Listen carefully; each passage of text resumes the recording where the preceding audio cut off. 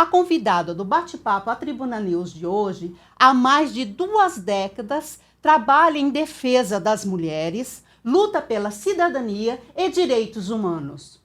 Produção, chama a nossa convidada. Manuela Nicodemos.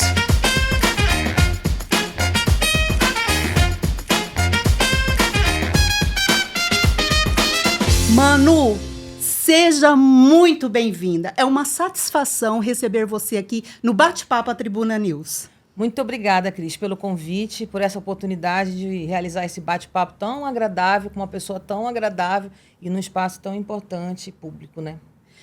Manu, é o seguinte, eu quero começar sabendo um pouquinho sobre você. Gostaria que você falasse da sua formação acadêmica e dos trabalhos, seu currículo, assim, eu vi que é extenso, né?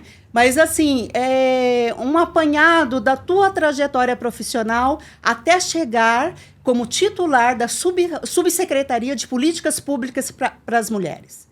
Bom, Cris, de fato, a caminhada começou desde cedo, né? A minha relação com a luta das mulheres pela igualdade de gênero, contra a justiça social, todas as desigualdades, começou da minha adolescência, né? Na verdade, eu venho de uma família que tem mulheres muito engajadas na luta do movimento popular de mulheres. Então, eu acho que o processo foi até um pouco natural dessa luta, dessa ideia da igualdade e da equidade entre homens e mulheres, constitui o meu sujeito social. Então, desde criança, eu estava em ambientes, participava de místicas, de encontro de movimento de mulheres aqui em Campo Grande. E na minha adolescência para a juventude, eu senti a necessidade de me organizar. Então, no movimento estudantil, também aos 17 anos, eu já estava debatendo esse tema dentro da universidade, né? Da Universidade da UCDB, do qual eu me formei em comunicação social, rádio e TV, e também dentro da UFMS, dentro da UEMS. Naquela época, a gente compartilhava os espaços dos movimentos estudantil coletivamente, então não ficávamos apenas na universidade onde a gente estudava, né, que no caso era o CDB, mas sim com outros colegas e outras colegas das demais universidades. Eu fui diretora de mulheres da UEE, da União Estadual de Estudantes, também durante uma gestão, fui do DCE, da UCDB, e sempre debatendo e movimentando e dando visibilidade para aquela desigualdade que existia entre os estudantes. As meninas, né, as jovens, as estudantes ficavam sempre com a responsabilidade de fazer inscrição, de coordenar as falas, de elaborar a ata, mas quem estava ocupando espaço de poder, de direção, do microfone, era principalmente os meninos, né, os jovens, os estudantes. E aquilo me chamava a atenção, essa desigualdade. Se a gente está num movimento de forma horizontal, executando as mesmas tarefas, temos as mesmas condições, por que não ocupar os mesmos espaços? Então, eu senti a necessidade de me organizar para enfrentar, dar visibilidade e enfrentar essa desigualdade de gênero desde muito cedo. Então, os próximos passos depois da universidade, profissionalmente falando, eu também, por conta de já ficar mais organicamente no movimento de mulheres, nós fundamos aqui em Campo Grande a Marcha Mundial das Mulheres, né, em 2005. É um movimento mundial, tem em vários locais do mundo a marcha, e nós vamos realizar, inclusive agora, o 3º Encontro Nacional da Marcha. E aí nós fundamos esse movimento de mulheres a nível estadual, né, aqui em Mato Grosso do Sul, e ele me formou, né, enquanto uma militante feminista mesmo, porque sempre as lutas estavam envolvidas com muito estudo. Então, a gente, para discutir igualdade salarial, lá em 2006, já tinha campanha de igualdade salarial, para valorização do salário mínimo, a gente estudava economia. E isso me chamava muita atenção no movimento da marcha, porque não era uma luta pela luta, né? Eu acho que é importante que tenha igualdade. Não. Por que é importante a igualdade salarial? Vamos entender como é que funciona a economia do país. A mesma coisa a questão da violência. Da onde surgem as raízes da violência sexista? O que é o sexismo? Né? Essa ideia de que as diferenças nos definem, né, enquanto seres desiguais. Por que a gente não pode sonhar e construir uma cultura de igualdade? E assim por diante, a questão dos direitos sexuais e reprodutivos, né? Todas essas lutas a gente estudava para fundamentar a nossa intervenção de rua, de mobilização popular. E na marcha eu tive a oportunidade de viajar também em outros países, de representar as mulheres jovens da marcha, né? uma vez numa atividade nossa no Peru, e lá tinha jovens da marcha de vários lugares do mundo. Então, esse lugar formou muitas mulheres da minha geração e que hoje ocupam espaços como eu ocupo, também à frente da Subsecretaria de Estado de Política para as Mulheres. Mas antes disso, já na marcha, eu também fui convidada no início dos anos 2000 de coordenar o Pronaf Mulher, que era um programa nacional de agricultura familiar, né, para as mulheres trabalhadoras rurais, e que tinha sido criado, porque até então a linha de crédito era só para o homem, e não é que fomos criar uma linha de crédito naturalmente, sabe, entre aspas, naturalmente, quem tinha mais acesso, infelizmente é assim até hoje, as linhas de crédito são os homens. Então foi criada uma linha especial para as mulheres rurais terem acesso ao crédito e produzirem na sua unidade familiar, o que bem entender. Só que não era assim na prática. E aí fui convidada pelo então, na época, o governador Zeca, para poder assumir esse Pronaf Mulher. E eu fui indicada pelo movimento de mulheres, né? Isso que eu achei legal. Eu não era agricultora, tinha outras pessoas melhores do que eu, mas o movimento falou, não, para nós é estratégico que você esteja nesse espaço, para além de trabalhar para acessar o crédito, de trabalhar com as mulheres. Essas noções de igualdade, de autonomia, de divisão sexual do trabalho, né? Então, eu ocupei esse espaço por um tempo, estrategicamente também para fortalecer as mulheres rurais. E depois dessa experiência no governo, surgiram outras, como você viu na nossa trajetória, aqui no Mato Grosso do Sul e fora, né? Eu morei no estado da Bahia e lá também eu tive grandes experiências na área de políticas públicas, de uma forma geral, de combate à pobreza e de igualdade de gênero. E foi uma experiência que transformou minha vida, morar em Salvador, assim, vivenciar outros tipos de realidades extremamente desiguais a nível territorial, né? Lá são 26 territórios, desiguais do ponto de vista distantes, né? São 417 municípios. Nós temos aqui 79, já é difícil pelas distâncias, imagine 417. E mesmo assim nós realizamos muitas ações lá que envolveram milhares de mulheres. Então, e aí entre outras experiências, mas essas eu destacaria aqui, a que mais me aproximaram da realidade da mulher brasileira, assim, de diferentes territórios, né, nacionais. Você desempenhou também um papel muito importante como pesquisadora, né? Assim, foi. Mais tarde, depois dessa experiência, né, em Salvador, com as políticas públicas no governo do Jacques Wagner, eu voltei para o Mato Grosso do Sul em 2012. Eu tive uma experiência no Sul. Eu morei em São Leopoldo, em Porto Alegre, em 2012, mas logo voltei ao Mato Grosso do Sul. E aí, no Mato Grosso do Sul, até um pouco antes, mas principalmente nesse período, eu fui convidada para compor a equipe da empresa Charaés Consultoria e Projetos.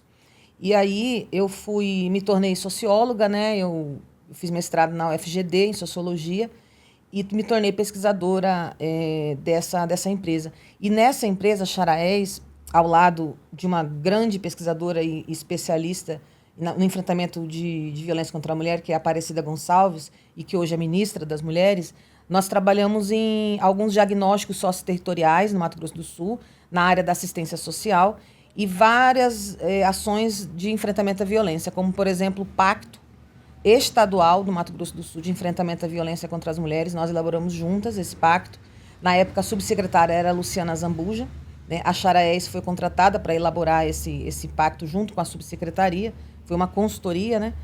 E, entre outras ações, eu coordenei ano passado também o Pacto do Piauí, o Pacto Estadual de Enfrentamento à Violência contra a Mulher do Piauí, do estado do Piauí, pela Charaés. Então, na Charaés também a gente teve a chance era uma empresa especializada em vários temas, e um dos principais era a área de violência de gênero.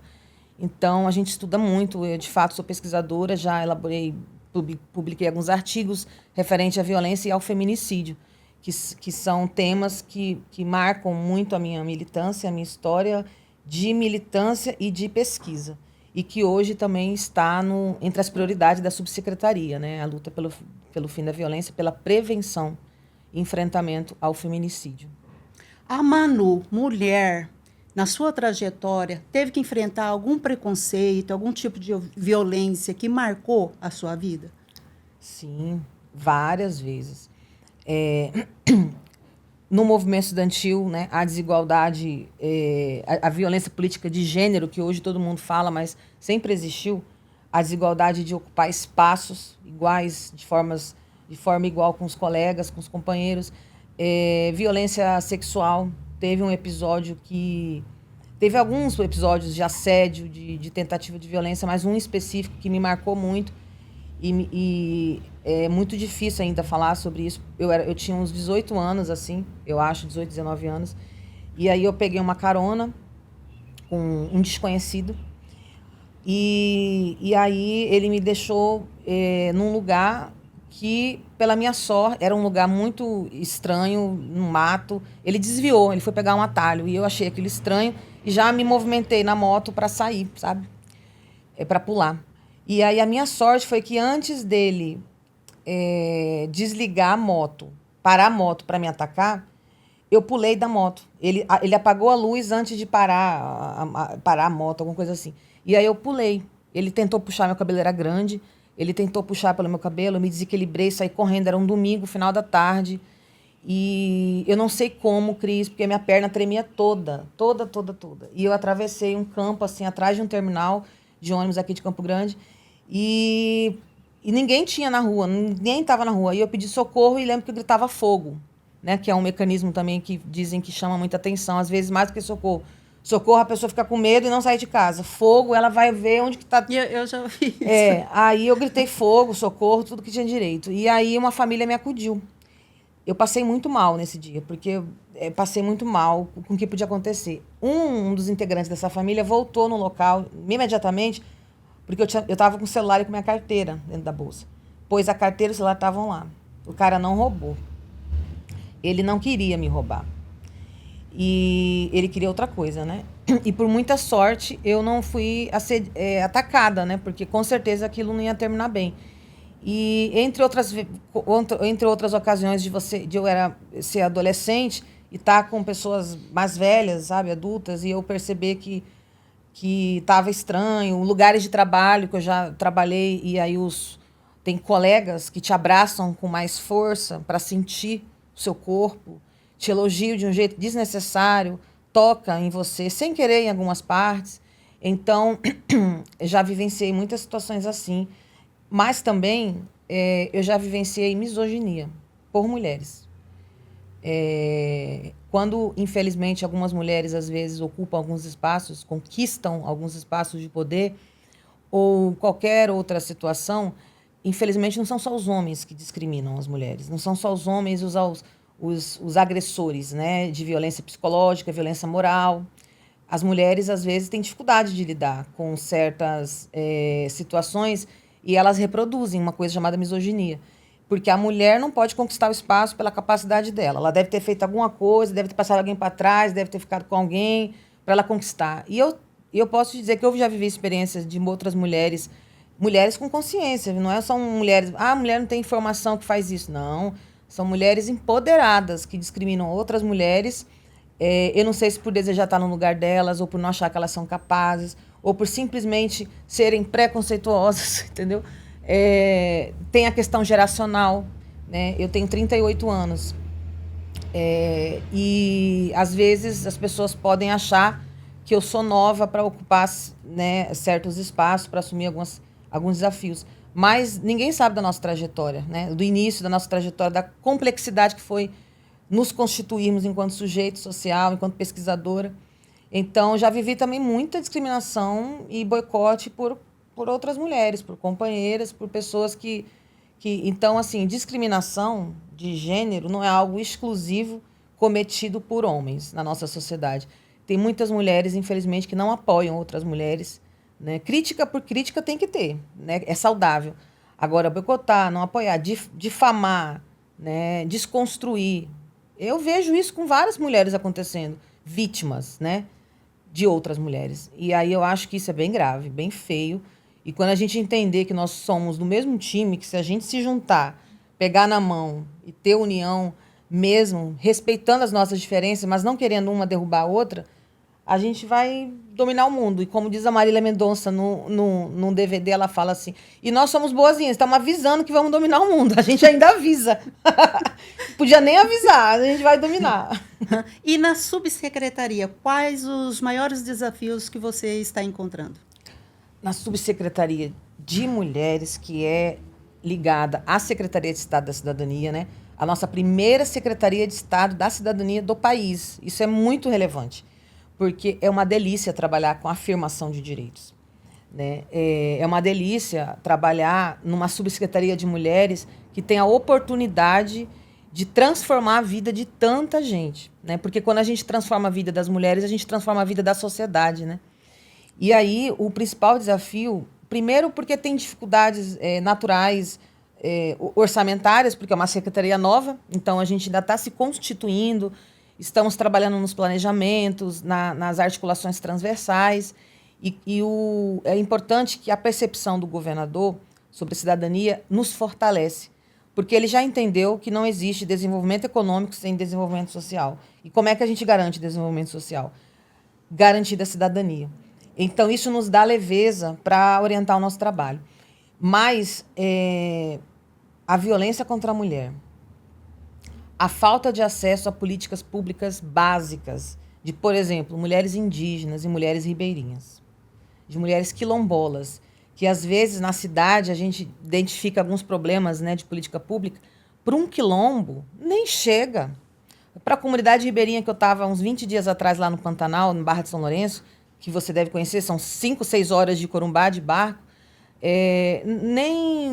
tá longe da realidade algumas coisas básicas. Então, assim, a ausência de políticas públicas básicas para certos grupos de povos tradicionais no Mato Grosso do Sul é o principal desafio.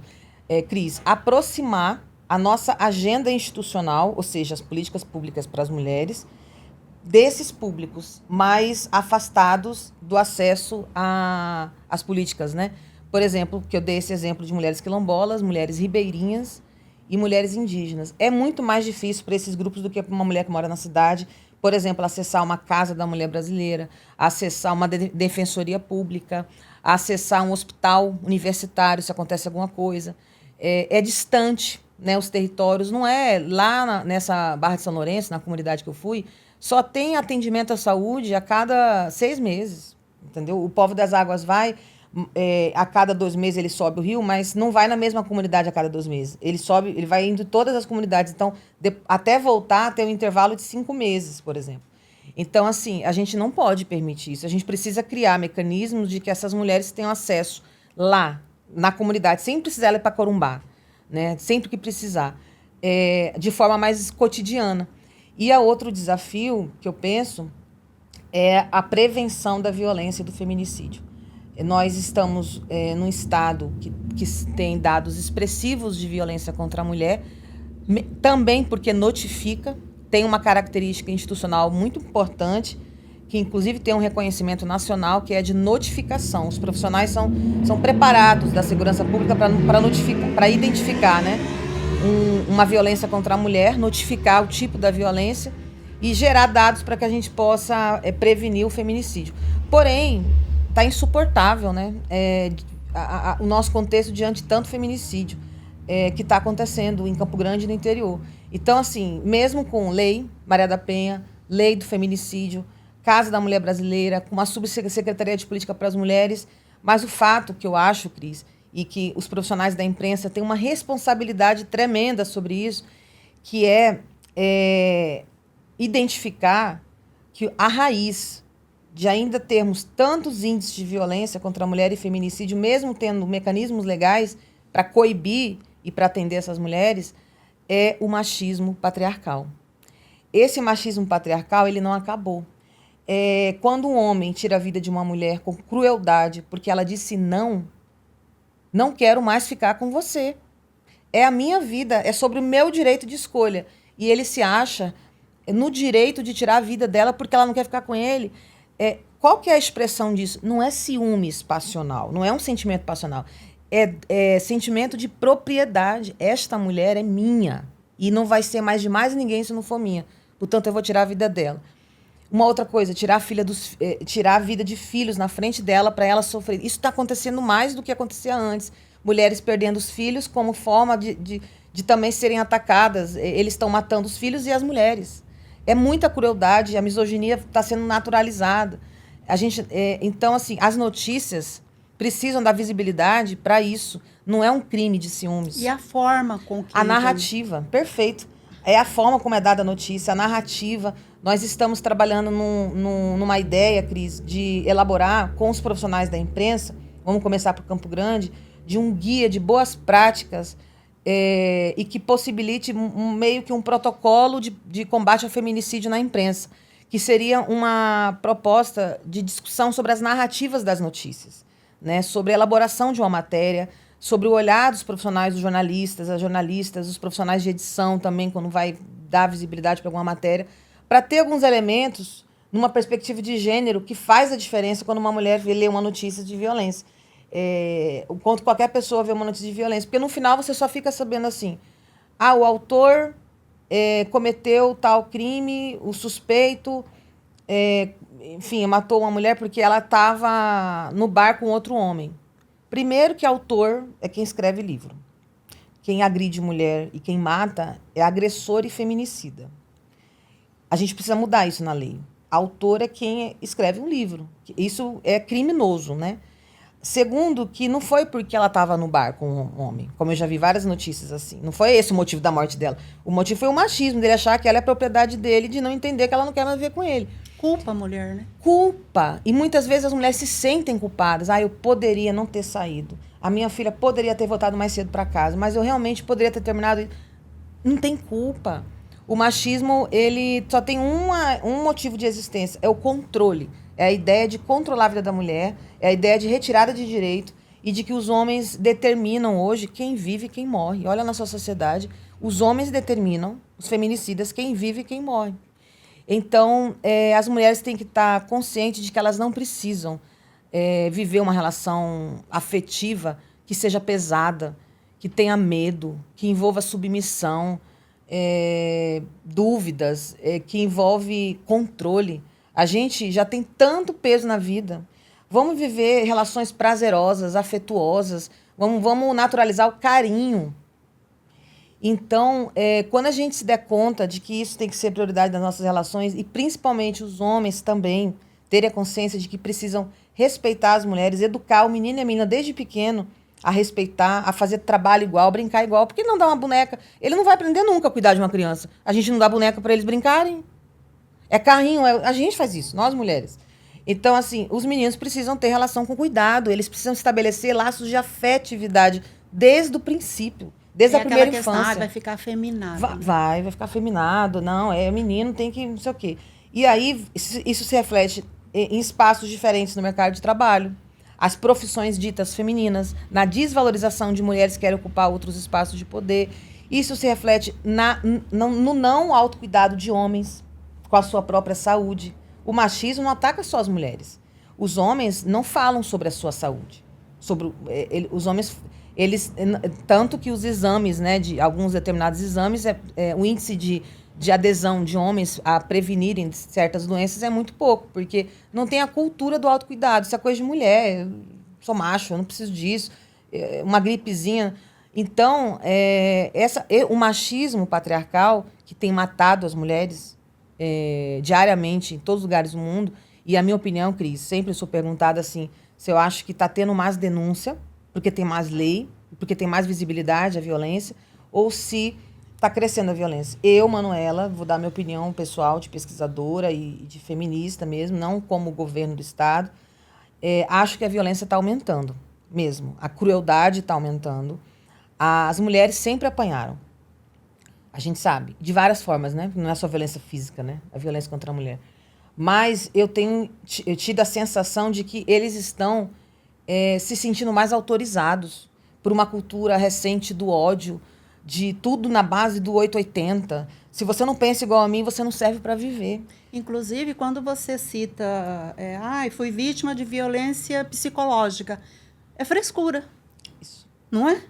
Nossa, perfeito, mas é frescura. Mal resolvida. Aí tudo é mimimi, tudo é uma coisa. É claro que não. Você sabe que violência psicológica é a violência mais... a maior tipo de violência contra a mulher hoje no Brasil é a violência psicológica. E é a mais subnotificada, Cris.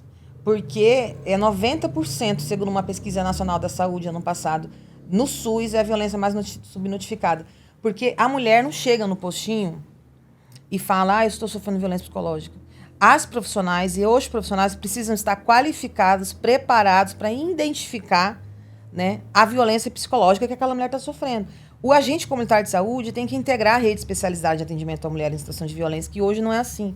Então, os profissionais, né, da assistência, da saúde, muitas vezes vigilante, entendeu? Tem a assistência, aqueles técnicos da assistência técnica, extensão rural da AGRAE, que está lá dentro da unidade familiar e que tem relação com a mulher o tempo inteiro.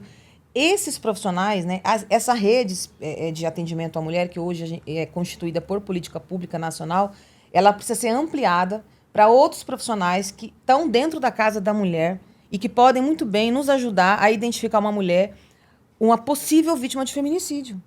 Então, ela está sofrendo. As mulheres indígenas, por exemplo, elas falam assim, quando a gente vê uma amiga nossa, uma vizinha, está muito magrinha, tá andando de cabeça baixa, tá mais silenciosa, tá sofrendo violência, elas falam. Certeza. Olha só a capacidade dela se enxergar e constituir uma rede que não é institucional, mas é uma rede humana.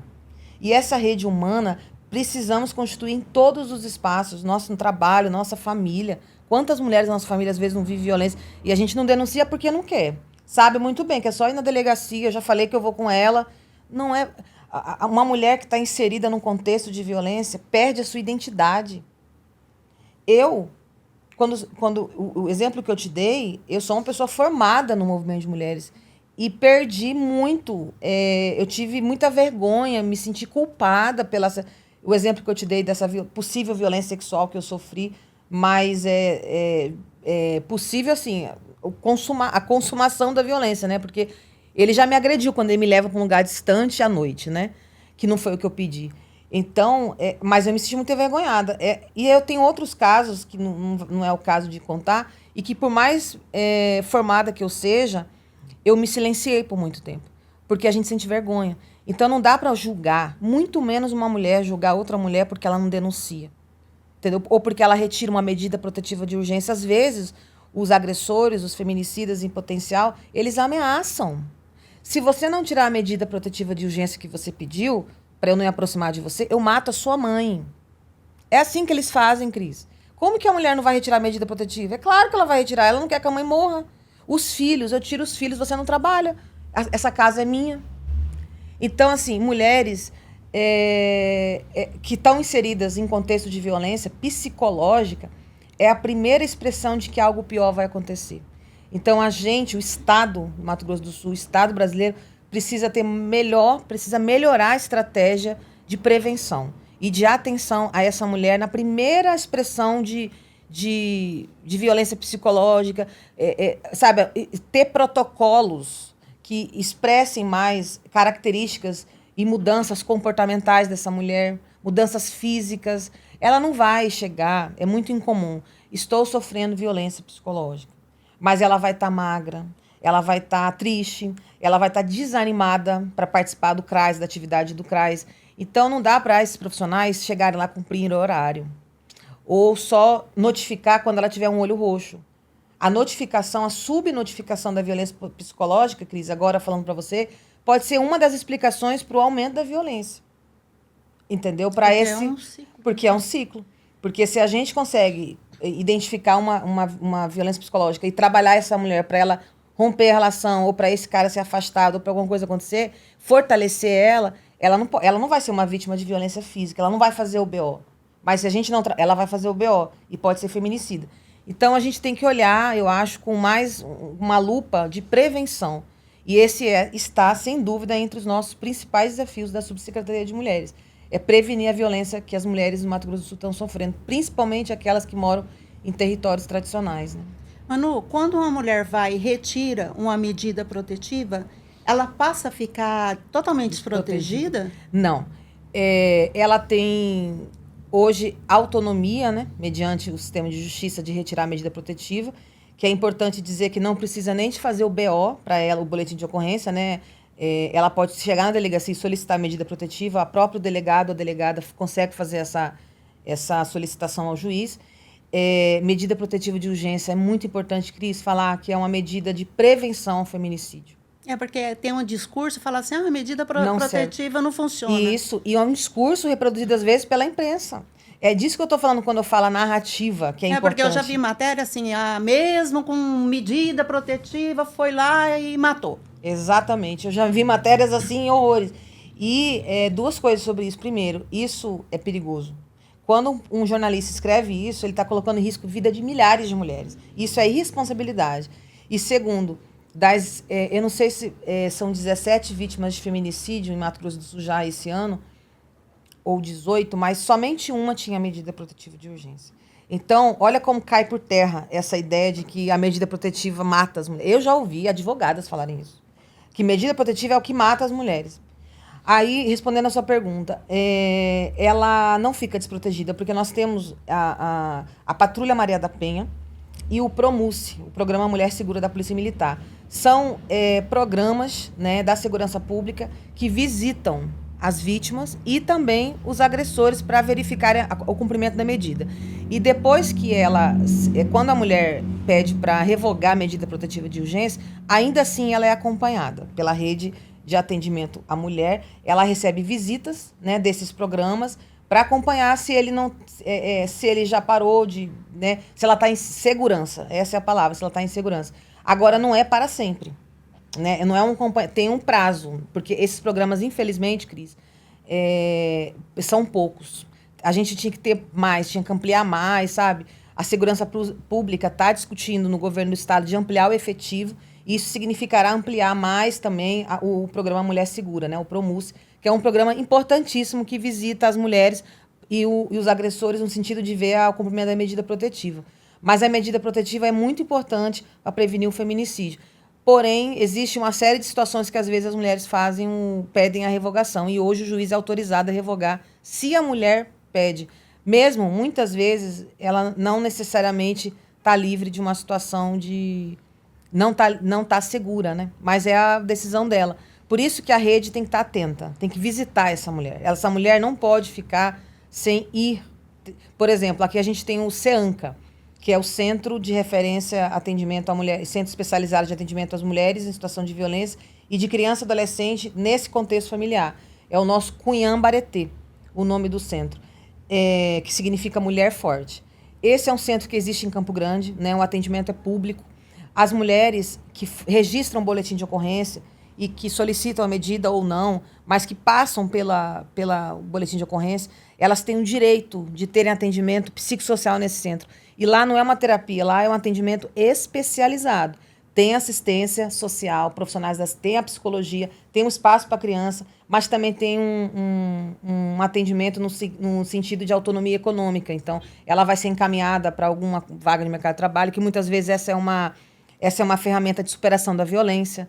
Então, essa mulher ela vai ser um sujeito social se ela passar pelo centro, que toda uma rede vai estar atenta à segurança dela, mesmo que ela retire a medida. Então, é muito importante que as mulheres procurem o CEANCA. CEANCA. O endereço está no nosso site, nãosecale.com.br, porque esse centro de referência é uma conquista, né, nossa, das políticas públicas para as mulheres do governo do Mato Grosso do Sul e um dos primeiros do Brasil também, né? Porque nós somos pioneiros nas políticas públicas para as mulheres, né? A primeira coordenadoria foi criada aqui em Campo Grande, o CEANCA foi nos primeiros do país. Então, nós precisamos ter mulheres ali, porque é ali que elas vão ser orientadas, inclusive para ela avisar, né, olha, eu estou me sentindo insegura, eu estou me sentindo fraca, na dúvida. Porque se o Estado, entenda, se o Estado não identificar que aquela mulher está sofrendo perigo, como é que a gente vai proteger? Não temos efetivo que dê conta de visitar todas as mulheres absolutamente. Então, as mulheres precisam confiar no aparato do Estado, se sentir segura e, sobretudo, protegidas. A gente trabalha o dia inteiro. A gente trabalha final de semana. A gente dorme pensando sobre isso. Eu, particularmente, sonho todos os dias com mecanismos de prevenir feminicídio, de política pública para aproximar o que a gente faz às mulheres, para ampliar essas políticas públicas, para divulgar.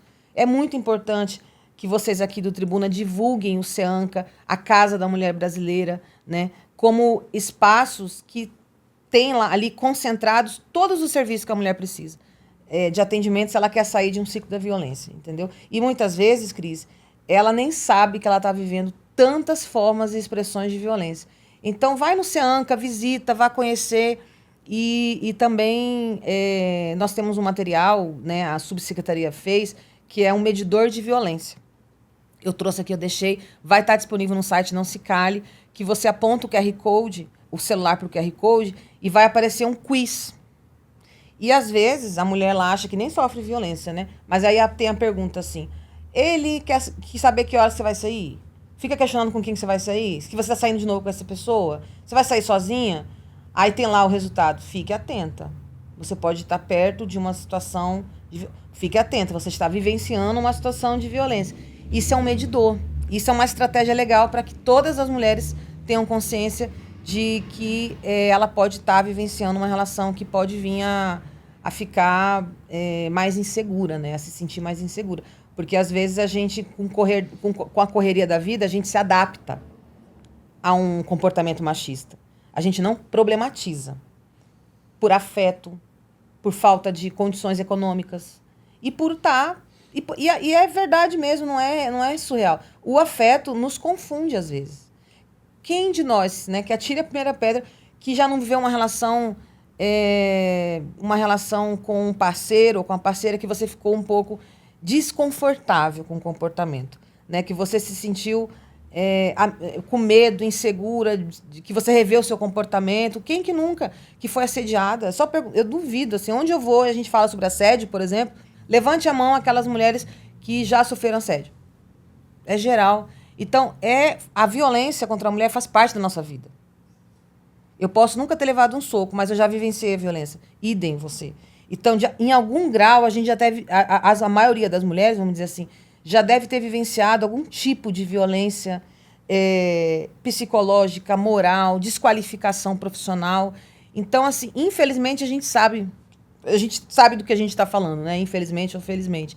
Então, a maioria das vezes, a gente sabe também como sair. O problema é que, às vezes, a gente não tem força mesmo para romper. Você falou que muitas mulheres sequer tomam consciência que está sofrendo uma violência. A maioria das mulheres tem conhecimento da Lei Maria da Penha? Muito boa a sua pergunta. Saiu uma pesquisa recente, nacional, uma das maiores já feitas sobre violência de gênero do país, com o apoio do Observatório do Senado, Observatório de Gênero do Senado, e outros institutos de pesquisas. E 20% apenas da população feminina brasileira diz que conhece a Lei Maria da Penha. Nossa, grave, hein? E quando você entra na pesquisa e vai ver o conhecimento dessas mulheres sobre a Casa Abrigo, sobre o Centro de Referência, sobre a Casa da Mulher Brasileira, você vai vendo que diminui. Ou alguma coisa, a Casa da Mulher Brasileira já é um pouco mais conhecida, mas o Centro de Referência não. E assim, isso nos chocou. Porque a Lei Maria da Penha é uma das melhores leis do mundo. Todas as pessoas, onde você vai, pode até... Mas, de repente, a pessoa não sabe os detalhes da lei. Entendeu? O que, de fato, a lei... Porque o que as pessoas associam? Violência contra a mulher é crime, Lei Maria da Penha. Ok, mas o que é que a lei fala? Então, assim, graças à lei, a gente tem varas especializadas no sistema de justiça para lidar com os processos de violência doméstica. Não existia isso antes da lei. Delegacia de mulher já existia, mas não especializada. Tinha as DAM, né? Em São Paulo foi a primeira do país. Mas as delegacias especializadas, os profissionais são formados para atender as mulheres de violência, ou deveriam ser, né? Para atender as mulheres vítimas de violência doméstica. Importante que a lei é sobre isso, né? Violência doméstica e familiar. E aí, por exemplo, a Casa da Mulher Brasileira é fruto da lei de violência contra a mulher e da lei do feminicídio. Por quê? São serviços especializados que a lei diz que tem que ser criado. Então, por exemplo, vara especializada, delegacia, o centro de referência, Cris, é muito pouco conhecido. As pessoas não sabem que existe centro de referência. E não adianta fazer boletim de ocorrência e voltar para casa e achar que não vai apanhar mais, nunca mais, ou não vai morrer. Ela tem que ter atendimento psicossocial. Imagine, assistentes sociais e psicólogas, elas têm formação especializada, elas estudaram para fazer esse atendimento, elas sabem como fortalecer uma mulher e como acompanhar uma mulher para que ela não morra e para que ela saia daquela situação. Então, o centro, o CEANCA, e que também agora está atendendo as crianças e adolescentes, que é fundamental, porque antes não existia atendimento de crianças, e as crianças e adolescentes, filhos dessas mulheres, são impactados pela violência doméstica, você sabe disso. Então, assim, só existem esses serviços todos por causa da lei. E a gente... Casa-abrigo. Casa-abrigo salva vidas. E nós temos uma no Mato Grosso do Sul. Uma apenas. Em Campo Grande. Então, assim, a gente não pode só lutar por grandes... Por exemplo, a Casa da Mulher Brasileira vão vir 2 agora, em Dourados e em Corumbá, né? Que já estão firmadas em termos de cooperação técnica. Vai vir a Casa da Mulher Brasileira em Corumbá e em Dourados. Vão ter mais 2 para atender mulheres daquelas regiões. Porém, a gente, e esse nosso trabalho, Cris, é de fortalecer a rede do município. Então, não adianta ter a Casa da Mulher Brasileira em Corumbá, se eu chego na Barra de São Lourenço e pergunto, você sabe o que é a Casa da Mulher? Não. Você sabe o que vai ter aqui? Não. Então, tem uma coisa muito errada, né? Porque vai ser um grande investimento público para o atendimento às mulheres daquela região e às mulheres ribeirinhas que compõem a população daquela região não sabem que vai ter. Então, assim, nós estamos falhando. E a gente tem muita tranquilidade em dizer que trabalhamos e revemos os nossos próprios, as nossas próprias práticas a partir das narrativas das mulheres, né? Por isso que a gente sempre está no território, para rever se o que a gente está fazendo está certo e se o que a gente acha que é prioridade é mesmo na vida delas. Então, por exemplo, esse exemplo da Casa da Mulher Brasileira. É importante que tenha ali... no CRAS e no CREAS, mulheres profissionais capacitadas para atender outras mulheres, mas é importante ter uma sala lilás. A sala lilás é uma sala dentro da delegacia para atender mulheres vítimas de violência, especificamente porque às vezes ela fica constrangida de dividir o espaço com um homem que ela acabou de ser estuprada, por exemplo. Então tem que ter a sala lilás. Nós temos 40 e nós temos sala lilás apenas, e nós temos 79 municípios. Uma vítima de violência sexual no hospital. Imagine você que tem um município que eu não sei mais nem se mudou isso, tomara a Deus que tenha mudado. A sala de atendimento a uma mulher vítima de violência sexual, ou seja, que acabou de ser estuprada e que tem que sofrer lá tomar vários medicamentos, né, garantidos em lei para que ela não contraia nenhuma doença e não tenha uma gestação indesejada, essa sala de atendimento a essa mulher no hospital era do lado da maternidade. São detalhes que não dá para... São erros que não dá para acontecer. Imagina, uma mulher acabou de ser estuprada. Vai que ela esteja grávida. Vai que ela tenha engravidado, aliás, né? Por conta do estupro. Ela vai ter que... Só que é um estupro, né? Garantido em lei o direito de interrupção da gravidez. E aí, como é que ela vai tomar uma decisão tão delicada como essa ao lado da maternidade? Ela tem que estar... Tem que ser uma sala entendeu? E outra, na delegacia, ela acabou de ser violentada. Ela vai chegar e vai ter vários outros homens fazendo... com outras... Não, tem que ter uma mulher atendendo essa mulher. Entendeu? Porque a última coisa que ela quer ver é homem. Entende? Então, assim, tudo isso a lei preconiza. A Lei Maria da Penha disse ao Estado brasileiro, porque foi uma decisão, foi uma punição, né? Importante dizer que foi uma conquista do movimento de mulheres, mas também foi uma punição ao Brasil pelo que aconteceu com a Maria da Penha. E você acredita, Cris, que eu soube essa semana que ela está sendo hostilizada, a Maria da Penha? Uhum. Hostilizada. Tem homens que chegam assim nela e falam, olha, eu bato em mulher, viu? A Maria da Penha, que passou pelo que ela passou. Então, assim, a Lei Maria da Penha... Inclusive, estão querendo tirar o crédito da lei e da história dela, Isso né? mesmo, perfeito. É sobre isso. Então, você acha que a violência não aumentou diante de situações como essa? Então, é muito grave. O ódio, a misoginia está tirando vidas. E tem várias formas de você matar uma pessoa que não seja com um tiro na cabeça. É você fazer com que uma mulher ache que ela tem que viver aquilo. Que ela não tem outra possibilidade. Ela não vai conseguir um emprego, autonomia, dinheiro. Ela não vai conseguir outro homem que a ame e que aceite ela. Ela fica doente, adoece, né? Adoece. Então, você consegue matar aquele sujeito, entendeu? Você tira o amor próprio de uma mulher. Então, por exemplo, eu vi que tem um programa em Brasília, que é um programa do governo federal, e lá em Brasília eles estão fazendo, que é Recuperando Sorrisos, alguma coisa assim, que são mulheres idosas que perderam seus dentes de tanta violência, né, que sofreu ao longo da vida, violência doméstica, e que agora estão recuperando, com tratamento, né, odontológico e tal, a possibilidade de sorrir de novo. E uma coisa tão singela, mas está chegando a tantas mulheres, as mulheres estão tão felizes, então tem um ônibus que leva lá atendimento odontológico para ela recuperar toda a estrutura dentária, né? E aí tem um atendimento. Então, isso é recuperar a autoestima. Porque às vezes uma mulher está tão machucada, só ela sabe.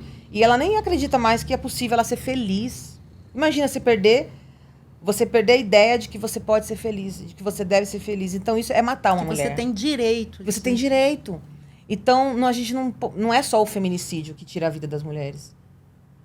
Então, a Lei Maria da Penha, de fato, orienta um conjunto de políticas públicas para podermos proteger, né, as mulheres e prevenir o feminicídio. Assim, a Lei Maria da Penha e a Lei do Feminicídio são leis que seria muito mais complicado trabalhar essa pauta se a gente não tivesse essas duas conquistas legais. E que ainda precisamos aprimorar muito.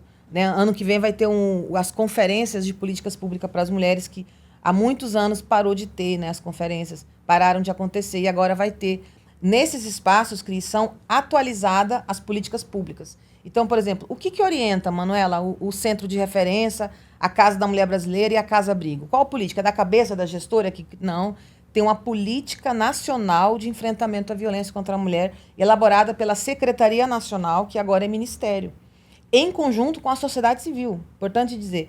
Então, o eixo de garantia de direito, acesso à justiça, né, e atendimento psicossocial são as diretrizes que orientam essas leis, essa política nacional de enfrentamento à violência. Então, tudo que a gente faz tem embasamento técnico, teórico, né? E ano que vem, provavelmente, a gente vai atualizá-lo diante de novas, né, características de violências de gênero contra as mulheres. Precisamos, porque a gente vem de alguns anos de retrocesso. Acabou o investimento. 180 tinha acabado, Cris. 180 é a Central de Informação de Violência contra a Mulher. Atende milhares de mulheres. Ano passado foram... agora me fugiu a quantidade de atendimento. Mas, assim, são muitos atendimentos. Ano passado, com relação à medida protetiva de urgência, foram 8.000 expedidas em Mato Grosso do Sul. Medidas protetivas de urgência. E esse 180, ele serve também para orientar. Então, assim, emergência... Tá apanhando, tá ouvindo a vizinha apanhar, tá vendo que alguém da família... É 190, é a polícia. Tem que ligar para a polícia. Agora, para solicitar informação, é 180. E é muito importante a ligação no 180, porque é o que dá subsídios para a gente trabalhar. Porque é uma central de informação e dados. Porque sem dados, Cris, a gente não faz política pública, né? Certo. Você falou de um evento importante que é programado para o ano que vem. As conferências. E na subsecretaria, quais as ações que estão programadas para este ano? Pronto. Nós trabalhamos em algumas frentes, né? Então, por exemplo, a frente da inserção econômica. A frente da inserção econômica, nós estamos trabalhando para um grande projeto em Porto Murtinho, por conta da Rota Bioceânica. Então, vai ser construído em parceria com a Semadesc e a Funtrab um centro técnico e de cidadania para as mulheres de Porto Murtinho. Por quê? Ali vai ter a Rota Bioceânica e quando tem grandes obras no município, as mulheres ficam mais vulneráveis. As mulheres e meninas, muito mais vulneráveis. A gente tem exemplos como Ribas do Rio Pardo, que são grandes empresas que vão para aquele município e muitas vezes acontece o quê? Aumenta exploração sexual, né? Aumenta índice de prostituição, que, na verdade, aquelas mulheres que desejarem mulheres adultas, né, que desejarem trabalharem com isso profissionalmente, ok. Só que nem todas são obrigadas. E isso não pode ser a única fonte de renda de uma mulher, né, a prostituição. E, no caso, a exploração é completamente criminoso. Não existia essa possibilidade da gente saber que rola prostituição no município, porque há muita circulação de pessoas, né, a nível internacional, e a gente não fazer nada. Então, esse centro técnico em Porto Murtinho dialoga com a parte de inserção econômica, o nosso eixo de inserção econômica, porque as mulheres terão cursos com viabilidade econômica para aquela região, e não é cursos da nossa cabeça. Nós, da Subsecretaria de Mulheres, junto com a Funtrab, vamos fazer um levantamento de vagas, né, de demandas ali do mercado de trabalho e tal, o que gera a Rota Bioceânica de vagas de emprego ali. Nós, da Subsecretaria, vamos fazer um diagnóstico sobre o perfil das mulheres, quer dizer, qual é o perfil das mulheres de Porto Murtinho para ocupar essas vagas que a Funtrab vai levantar. E aí, a Semadesc também, aí junto conosco, vai oferecer os cursos, né, que vão estar conectados com a demanda local. E aí, é inserção econômica, porque a gente vai trabalhar para... Não teve isso, é um projeto piloto, a ministra das Mulheres já disse que, dando certo, vai ser um projeto piloto para o país onde tiver grande obra. Então, você imagina, vai ter uma grande fábrica da celulose, vai ter nesse caso, né, a Rota Bioceânica, mas obrigatoriamente aquele município, daquele estado, vai ter que construir um centro profissionalizante. Olha que legal, porque aí você oferece vaga profissional, autonomia econômica para aquela população, porque não adianta desenvolvimento econômico sem desenvolvimento social. E aí, a outro eixo que o centro significa é a prevenção da violência, né? Porque se você tem trabalho, renda, você está ocupando o seu tempo, né? As mulheres, às vezes, não vão para alguns caminhos porque elas querem, muitas vezes porque elas não têm escolha. Outro eixo que nós trabalhamos muito é a questão da violência. Então, nós estamos trabalhando, Cris, para elaborar um plano de ação, né, que vai fazer a adesão ao Pacto Nacional de Prevenção ao Feminicídio. O que é? O Pacto Nacional foi lançado pelo governo Lula, ano passado. É como o próprio nome diz, Pacto Nacional de Prevenção ao Feminicídio. E esse ano foi lançado o Plano de Ações, e que orienta, tem regimento, já está publicado tudo, orienta que os estados, né, fazem a adesão ao Pacto Nacional, mas com um plano de ação local. Então, nós estamos elaborando esse plano de ação no Agosto Lilás, que é um mês marcado, né, é um mês criado em lei, em alusão à luta pelo fim da violência contra as mulheres. A gente chama de Agosto Lilás, né? Foi um fruto também da luta das mulheres daqui, do Mato Grosso do Sul, e das políticas públicas, que hoje já é a nível nacional. E aí, no Agosto Lilás, a gente vai fazer a adesão pública ao Pacto Nacional, né, com a presença da ministra aqui em Mato Grosso do Sul. Ainda não tem uma data definida, que a gente vai apresentar esse plano para a sociedade. E como é que esse plano vai acontecer? Vai ter um comitê gestor intersetorial, porque essa não é uma tarefa só das mulheres, né? É uma tarefa, a segurança pública tem que estar, a educação. A Secretaria de Educação é fundamental para prevenir a violência. Então, nós estamos trabalhando também, desde quando eu entrei, que foi no final de fevereiro, em diálogo com a Secretaria de Educação, já estivemos nas escolas, mas a gente não quer dar palestra, né? Como o secretário de Educação mesmo já falou, cada mês tem uma cor. Se deixar, a gente acaba não ter mais aula de matemática, só fica dando palestra nas escolas. Mas não, o que a gente quer, e está alinhado muito com o pensamento dele também, que ele já externalizou por aí algumas vezes, de forma pública, que é um trabalho programático nas escolas, né? Então, a gente quer discutir, e a gente já começou a discutir com algumas diretoras, a gente quer falar com algumas professoras, e a gente tem uma ideia de apresentar uma proposta de falar sobre respeito, igualdade, diferenças, violência contra a mulher durante o ano, né? Isso tudo que eu estou falando é em parceria com Defensoria Pública, com Promotoria, né, com o Ministério Público. E aí, no final do ano, os alunos e as alunas apresentam trabalho sobre esses temas. É diferente do que a gente ir para a escola, dar uma palestra de 2 horas, entrar para ouvir sair pelo outro. E a professora é a autoridade ali, é a liderança que sabe melhor do que ninguém trabalhar esses temas. Não precisa a gente explicar o óbvio, nem inventar roda. O que a gente quer é sensibilizá-las, é trazer para essa ideia. Então, nós estamos com essa expectativa de aproximar mais depois com essa questão do pacto com a educação, também com o Escritório da Cultura, com o Comitê de Cultura. Envolver a cultura é muito importante, porque a nossa cultura é machista, né? É patriarcal. Então, ter esse diálogo com a cultura também para nós é importante. A saúde, né? Como que está o atendimento às mulheres em situação de violência. Não só a questão da violência, né? Existem outras questões da saúde também que a gente precisa discutir, a gente está discutindo. Mas com relação à pauta da violência, as principais ações têm girado em torno da adesão ao pacto que a gente vai fazer, e a gente vai ter uma meta, que é feminicídio zero. O presidente Lula tem falado isso. Parece utópico, né? Mas já foi utópico também acabar com a extrema pobreza, e a gente conseguiu, né? Embora a gente tenha voltado para o mapa da fome. Mas, assim, que seja utópico, mas que a gente seja orientado por uma meta, que é diminuir o feminicídio, que é acabar com o feminicídio. Porque quando a meta é utópica, aumenta a nossa responsabilidade, mas também a nossa capacidade de sonhar, né, com o fim desse tipo de violência que tem sido perturbadora nas nossas vidas, né? E aí tem outras áreas que a gente também trabalha na subsecretaria. Nós temos uma transversalidade, muito importante dizer isso. É uma secretaria que é uma subsecretaria que tem adotado a transversalidade como orientador no método de trabalho. Por exemplo, a gente tem atividades em parceria com a sub-LGBTQIA+, então a gente discute com as lésbicas, com as bis e com as trans. É algo que eu quero falar muito mais sobre transfeminicídio, que ninguém fala sobre isso, é uma coisa invisível. A gente trabalha muito com as mulheres indígenas. Sempre a gente está nos territórios tradicionais. Tem uma das nossas integrantes da equipe, a Gisele, ela é responsável por fazer a transversalidade com as mulheres indígenas. Ela é uma indígena terena, da etnia terena. Então, a gente sempre está no território, porque às vezes, Cris, a gente tem uma ideia, vamos levar a Lei Maria da Penha para aquele território. Aí a gente chega lá, as mulheres não se identificam com a lei, porque não é a realidade delas, né? Tem uma série de motivos. E aí a gente fala, mas o que ajudaria aqui a levar a informação de que vocês precisam denunciar? Um material audiovisual, uma mensagem de WhatsApp. Funciona mais do que uma lei impressa, né? Ali, toma, a lei é crime, violência. Isso as mulheres já sabem.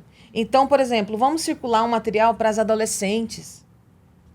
E aí a gente trabalha muito com as indígenas que nos colocam o extremo desafio de fazer chegar mais as políticas públicas. Nós trabalhamos também, e agora vai ter o Julho das Pretas.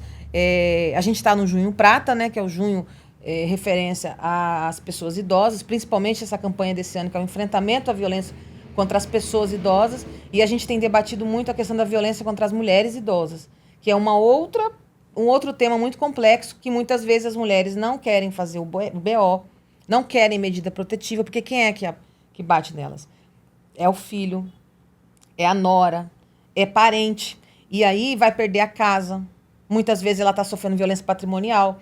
Então, assim, como é que essa rede especializada, que eu falei bastante aqui, enxerga a violência contra a mulher idosa, se ela não faz o boletim de ocorrência? Como que a gente vai saber que aquela mulher está sofrendo? E ela está. Tem muitos dados que apontam. Então, Junho Prata está sendo importante para a gente falar sobre esse tema. Julho das Pretas é o mês das mulheres negras. É o debate, sobretudo, a gente tem que falar sobre isso o ano inteiro, mas é o mês principal da gente combater o racismo, né, estrutural. A violência contra as mulheres negras tem aumentado no Brasil. Isso sou eu que estou dizendo, é o Anuário Brasileiro de Segurança Pública, do Fórum Brasileiro de Segurança Pública, aponta que a violência contra as mulheres negras tem aumentado, ou seja, isso revela o teor de discriminação racial, além de gênero, na violência contra a mulher. E a gente vai ter várias atividades, vai estar no Instagram, Cidadania MS, @CidadaniaMS, do calendário do Julho das Pretas, porque também para nós é estratégico falar com a maioria das mulheres. A maioria das mulheres são mulheres negras. E a maioria das mulheres negras, Cris, que são a maioria das mulheres que estão na classe social mais vulnerável economicamente, são as mais expostas. E as mais que têm mais dificuldade das políticas públicas chegarem. Então, para nós também é estrutural. Trabalhamos muito também, vamos agora estreitar mais uma relação com a Subsecretaria de Assuntos Comunitários. Nós vamos participar de algumas feiras no interior também, que eles estão realizando de 2 a 3 dias, né? A gente vai estar dia 28 e dia 29 de junho em Coxim, no Perifarte. Acho que é esse o nome. São tantos projetos. E aí a gente vai estar junto com a Subsecretaria de Assuntos Comunitários, nessa atividade que envolve a periferia e arte e cultura, levando o ônibus Lilás. O ônibus Lilás é um projeto nosso, é um ônibus Lilás, que leva o atendimento jurídico ali, a orientação de algum processo que está em tramitação na justiça, né, daquela mulher em situação de violência, leva informação sobre medida protetiva de urgência, sobre Lei Maria da Penha, Lei do Feminicídio, mas também nós estamos querendo ampliar o ônibus Lilás para outros tipos de atendimento, para que não seja só a questão da violência de gênero, porque as mulheres pedem para falar de outras coisas.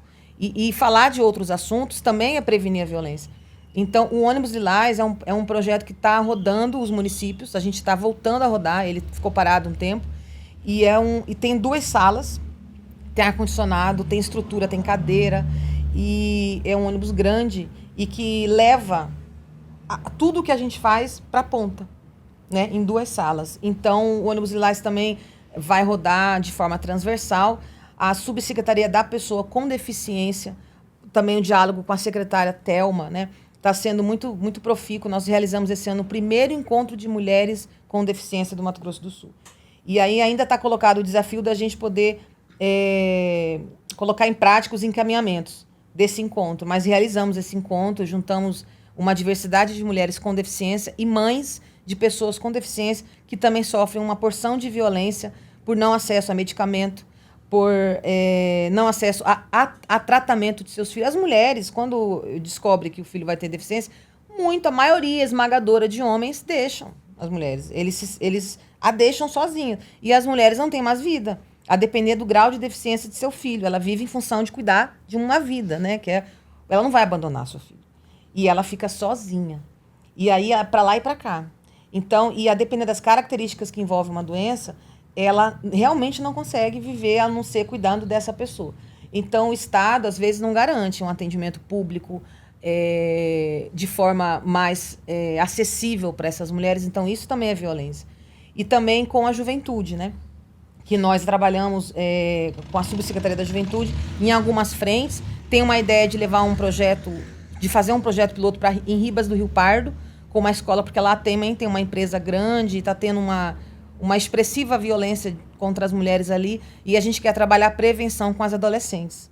Então, são vários aspectos, né, da inserção econômica, de violência, também da questão do empreendedorismo, né? A nossa equipe sempre procura ler editais que possibilitam o apoio a grupos de mulheres artesãs, né? Mulheres indígenas, mulheres não indígenas, mas que produzem e que não têm renda, às vezes. Então, a gente fica muito ligado a editais do governo federal e faz o elo, explica para os grupos de mulheres como que faz para ter acesso a esses editais. Entre outras diversas políticas públicas, mas acho que as principais seriam essas, assim, colocadas hoje para o nosso planejamento, para o nosso trabalho, né?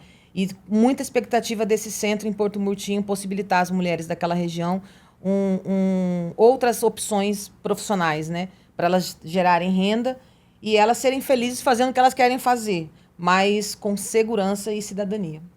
Agora, Manu, se prepara, porque nós vamos para o Giro nas Redes. Vamos lá!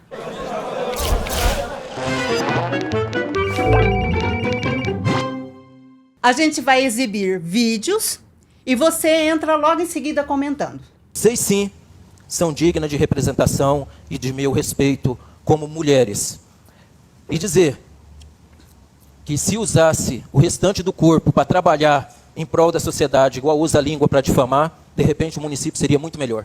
Só compartilhar um pouquinho que eu tenho vivido aqui em Cacilândia, na Câmara dos Vereadores. Hoje eu tive a palavra suspensa, onde o presidente alegou que eu estava fugindo do assunto, que tem um regimento interno. Cortou a minha fala no microfone, só que lembrando que ele, né, já está ali há mais de um ano como presidente e nunca suspendeu a fala de ninguém, nunca cortou o microfone de ninguém. Todos os nobres sempre puderam falar o que quiserem, saíam dos assuntos e nunca ninguém teve a palavra cortada. E a minha foi.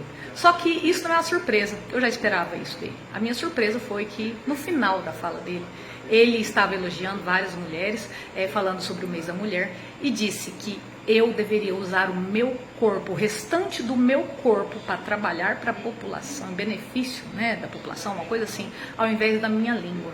E ele frisou bem isso, que eu deveria usar o restante do meu corpo. O que ele quis dizer com isso, será? A violência política de gênero, que foi muito importante esse vídeo para me lembrar de dizer uma coisa. Primeira, solidariedade a essa companheira de Cacilândia, a gente sabe dessa situação, nós acompanhamos o que aconteceu, esse absurdo de violência política de gênero, e nós vamos realizar um seminário, né, em parceria com a bancada feminina da Assembleia Legislativa, com o Ministério Público Estadual e a gente também quer envolver o TRE sobre este tema, Cris. Violência política de gênero, porque esse ano é um ano de eleições, as mulheres sofrem isso o tempo inteiro. O tempo inteiro. É um absurdo que esse vereador tenha dito isso e nada aconteça com ele, porque ele comete um crime. Mas como que, do ponto de vista prático, efetivo, assim, a gente vai conseguir dar segurança a essas mulheres não sofrerem esse tipo de violência política de gênero? Então, é isso que a gente vai discutir nesse seminário em julho, aqui em Campo Grande. A gente vai divulgar muito esse seminário, é direcionado às mulheres políticas. E, por exemplo, em Campo Grande a gente tem uma vereadora, a Luísa Ribeiro. O que essa mulher, o que a gente já acompanhou, eu já estive lá falando sobre isso, e eu já presenciei, porque eu assisto as sessões pelo YouTube, dá nojo, assim, dá ânsia, porque é a rotina. Eu tenho certeza que é o cotidiano dela, esse tipo de situação, esse tipo de fala. Então, assim, a violência política de gênero, primeiro, ela é representada pela falta de representatividade nossa na política. 17% somos no Congresso Nacional. Então, assim, somos muito poucas nas câmaras municipais, somos poucas prefeitas, né? Então, quase nenhuma, né? Mato Grosso do Sul, eu acho que não tem prefeita. Se eu estiver cometendo erro, me desculpe. Mas nós somos poucas na política, poucos representadas, mas somos a maioria do eleitorado. Então, assim, a primeira expressão da violência política de gênero é a falta de representatividade. E a segunda é como a mulher é tratada como coisa, objeto, como foi esse caso. Então, a gente tem que combater a violência política de gênero, principalmente ocupando a política.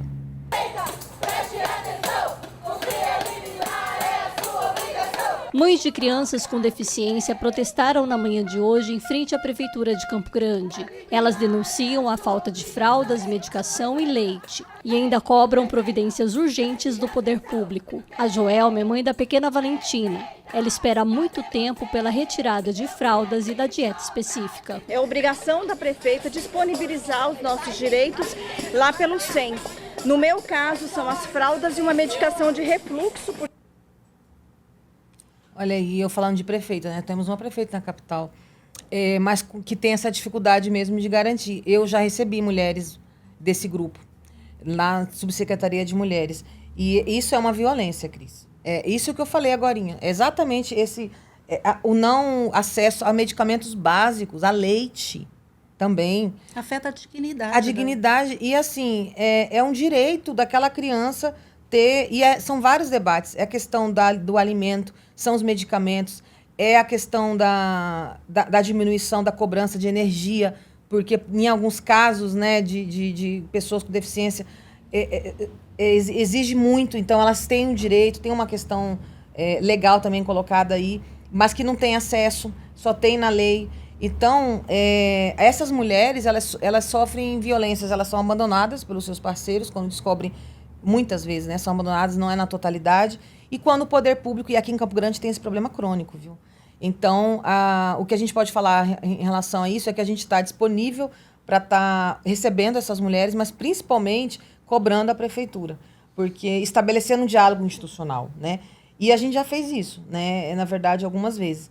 Mas enfim, elas ficam muito vulneráveis, porque a resposta é que tá judicializado.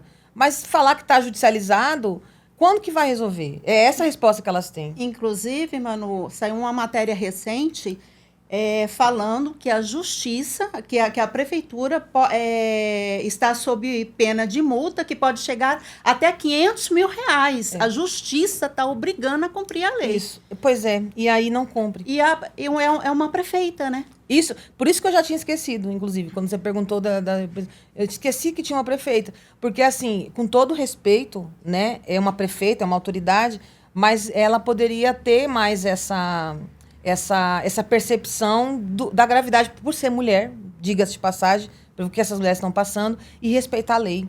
Esse exemplo que você deu, pronto, não tem debate, a justiça já falou, cumpra. Então, tem essa dificuldade mesmo. Eu entendo que ela tenha entrado numa gestão que não foi desde o início, mas, assim, certas coisas são imperdoáveis. A gente está falando de dignidade, você foi perfeita, você foi cirúrgica.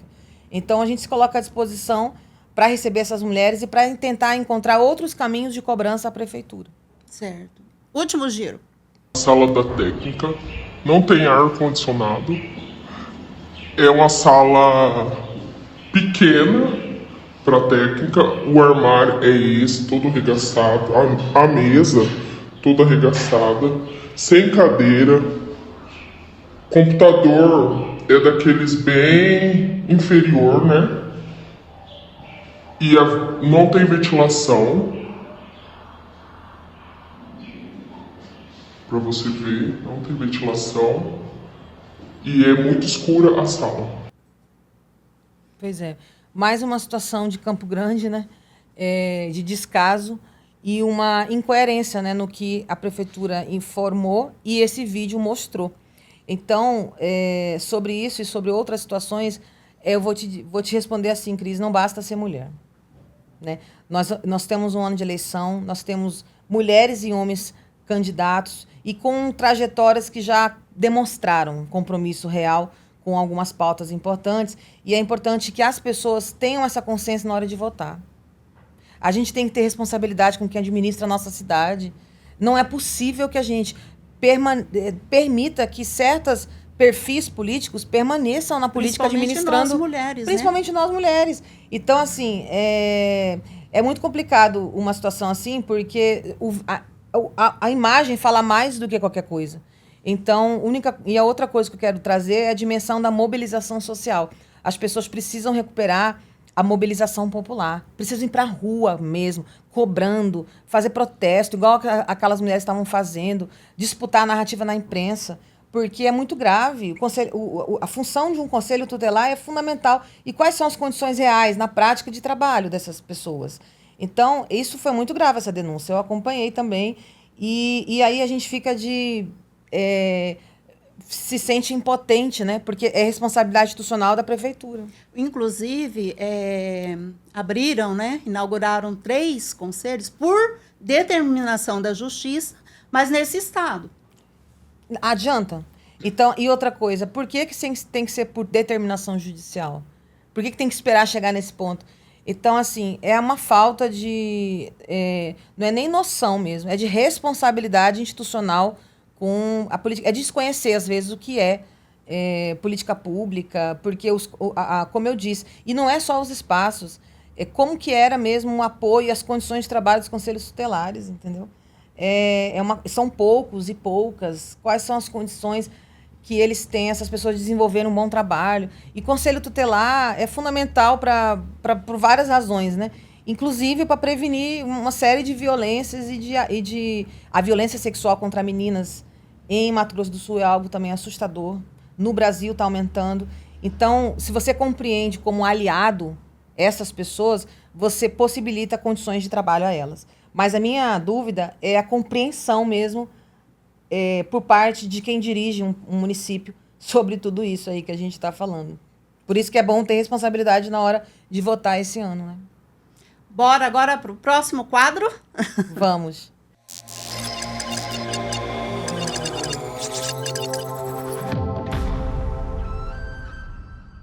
Reagindo às manchetes. Eu leio as manchetes que veicularam na imprensa e você entra com o seu comentário. MS é o 4º estado que mais mata mulheres no Brasil. Essa é uma informação de março de 2024. Hoje não é mais o 4º estado que mais mata as mulheres no Brasil. Nós estamos, em termos de ranking, é o 6º. Porém, eu não me apego muito a ranking. Por 2 motivos, Cris. Primeiro, porque a conta dessa coisa é o 2º, é o 4º, é o 6º, é por 100 mil habitantes. E não por número de habitantes. Não expressa o fenômeno, né, do feminicídio, a situação em si. É uma conta, por exemplo, você vai dizer que tem mais violência aqui do que em São Paulo. São Paulo tem uma população maior. Só que por 100 mil habitantes, no caso aqui, nesse momento, poderia ser o 4º, como já foi o 2º, né? Como já esteve em primeiro, empatado com Rondônia. Mas hoje, pelo Anuário Brasileiro de Segurança Pública, é o 6º, não é motivo de... Com isso, eu não quero dizer que nós diminuímos o feminicídio. Eu não compro essa narrativa, viu? Eu acho que o fato de ter de estar em 6º ou em 4º é grave. Tá lá no topo, sabe? Não é o 20º, O Mato Grosso do Sul sempre está entre os primeiros, circulando entre os primeiros. E Campo Grande também. E Campo Grande, inclusive, violência sexual, ano passado, foi a capital, por 100 mil habitantes, que mais teve estupro. Tem noção? Então, assim, aí a gente falava de conselho tutelar, né? Então, é muito forte a violência aqui. É um Estado essencialmente patriarcal, machista. Então, a gente precisa debater outros elementos para poder sair do ranking. E nem lembrar de qual lugar que a gente está, a gente precisa chegar ao feminicídio zero. Mas, de fato, os dados do Anuário Brasileiro de Segurança Pública... quero dizer mais uma coisa, se você me permite. Nós vamos entregar o mapa do feminicídio, que está há 2 anos sem fazer. Né? E o mapa do feminicídio, a gente vai entregar os que estão atrasados, mas, sobretudo, do ano passado e desse ano. Né? O mapa só pode ser lançado no ano posterior. Né? Não tem como a gente fazer um mapa de um ano que ainda não acabou.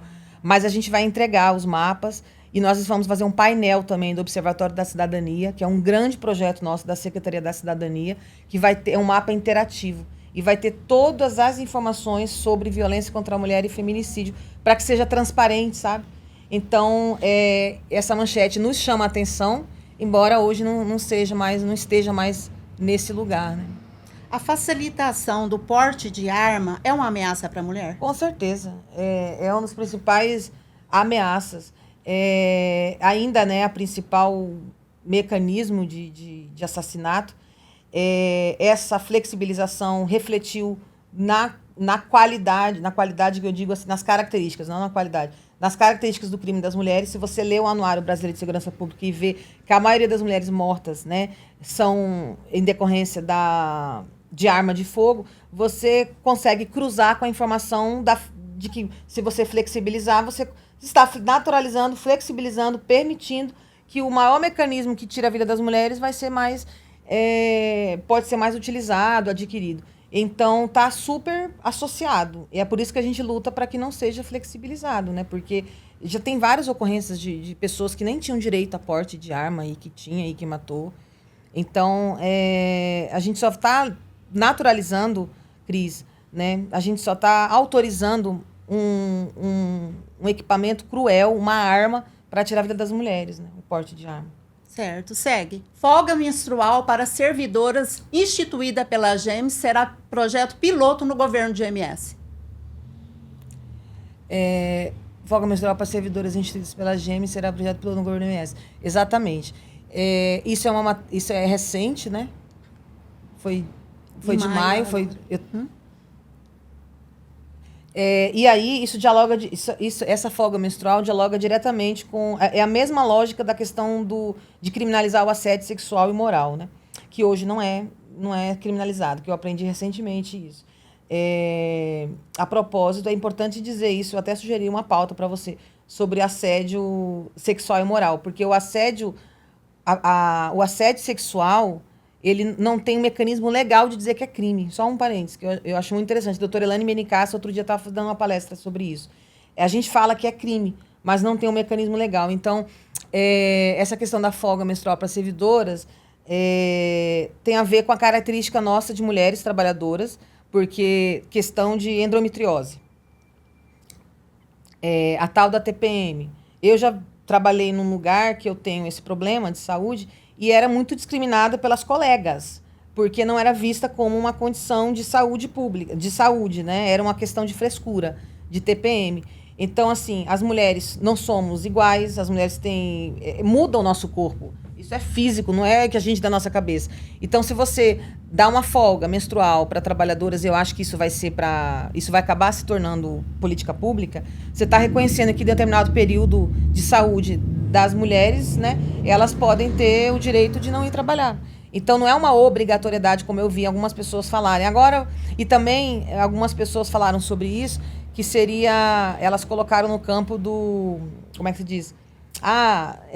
Desqualificando, sabe, essa política pública. Eu apoio, porque eu acho que dialoga com as nossas características. É a mesma lógica também da questão da licença maternidade, entendeu? E da paternidade. Porque se você dá uma licença maior de maternidade, porque o pai também é tão responsável quanto a mulher. Mas as mulheres, às vezes, a gente mesmo fala, né? Não deixa que a gente resolve. Deixa que a gente sabe cuidar mais. Então, folga menstrual, licença maternidade e tratar o assédio sexual como algo imoral, algo que acontece, e ter mecanismos de, no caso do assédio, de coibir e de folga menstrual e de licença maternidade, de permitir, é reconhecer a diversidade do nosso corpo, da nossa identidade, né, do que é a nossa vida. Então, eu acho muito legal. Eu achei uma iniciativa, e eu não sei se tem em outros estados. Não é algo que eu fui buscar saber se tem alguma coisa parecida em outros estados, que já aconteceu. Mas eu acho, e também dignidade menstrual, né? Outra coisa que eu queria falar também. É uma lei e que, às vezes, na prática ainda não está implementada, né? Então, nosso ciclo interfere na nossa qualidade de trabalho. Então, que bom que está sendo respeitado, né? Próxima. Deputada do Maranhão diz que mulher deve submissão ao marido e defende sessão apenas com homens. Vamos encher esse plenário aqui de macho, defendeu Micael Damasceno. Eu quase morri quando eu vi essa notícia. Mesmo assim, eu fiquei perturbada. Porque eu fui ver o vídeo, aí eu fiquei mais perturbada. Aí agorinha eu falei, né? Não basta ser mulher, né? Olha essa fala. Então, o que reflete uma fala como essa? Primeiro, essa mulher, eu fui procurar saber, ela é ligada à igreja, mas esse não é um problema dela ser da igreja. O problema é o fundamentalismo. O fundamentalismo cega as pessoas, a sociedade. Porque, assim, reproduz... O fundamentalismo, agora nesse caso eu falei de cunho religioso, mas de uma forma geral, ele faz com que as mulheres permaneçam naquela função histórica, né? Naquela função pré-histórica, na verdade, de cuidar de casa, de ficar... Inclusive, é tão incoerente essa fala, porque se ela está falando isso... O que ela está fazendo lá? Por que ela está ocupando esse espaço na política? Poderia ser uma parlamentar que realmente defendesse nossos Isso, direitos. exato. Então, por exemplo, igual quando eu vejo na televisão, olá, sou conservadora, sou mulher política conservadora. O conservadorismo, essencialmente, ele impede, ele não fortalece, ele não incentiva as mulheres a irem para a política. Então, não combina muito. Não tem problema ser de um partido de direita ou de esquerda, mas tem que compreender que você ter orgulho de dizer sou conservadora e estou na política é uma coisa que é incoerente, porque o conservadorismo é o progressismo, são as correntes progressistas que acham, que acreditam na igualdade. Então, assim, reproduz fundamentalismo religioso, machismo, misoginia, e é uma mulher. Então, por exemplo, o fundamentalismo religioso afasta as mulheres de acessar os seus direitos constitucionais, né? É o representado por essa fala dessa cidadã. E a questão das candidaturas femininas laranjas, só para cumprir a cota dos partidos? Isso é muito polêmico e é muito grave, né? Porque eu acho ainda que é um hiato. A gente ainda não conseguiu resolver esse problema. Porque, assim, a gente incentiva que as mulheres participem da política. Porém, os partidos políticos, eles não dão estruturas para elas participarem e nem para permanecerem na política. Como é que elas vão? Então, assim, não adianta entrar para cumprir cota. As mulheres não podem aceitar. Entendeu? Ao mesmo tempo, muitas vezes, elas querem, mas elas querem participar da política, mas elas não vão ter condições. Mas elas podem tentar. Então, é muito complexo esse tema, porque envolve... e eu tenho muita tranquilidade de dizer isso, que os partidos políticos resolvem, de uma vez por todas, mudarem, né, ter uma grande reforma no sistema político mesmo, que possibilite igualdade de entrada, de condições e crise, de permanência na política. Porque muitas vezes as mulheres entram e elas saem destruídas. Porque elas acabam tendo que colocar dinheiro próprio, pessoas da rede familiar, pessoas próximas, e não de forma institucional, como é para os homens. Então, assim, é uma forma de fingir que o partido está respeitando a participação política das mulheres. Não, está aqui. Só entra aqui para a gente ter... Então, o que eu falo sobre isso é para as mulheres não aceitarem. Porque a nossa única ferramenta de impedir que isso aconteça é as mulheres dizerem, não, se for assim, eu não quero. Eu não topo. Eu vou topar se tiver condições igualitárias. É uma dinâmica baseada na equidade, tem que ser na política. Porque não adianta, né, você entrar por entrar e ainda se prestar a isso. Agora, elas não são culpadas, não. As responsabilidades são dos partidos machistas, né? E aí eu tendo a dizer para você que todos são. entendeu? Eu não acho que escape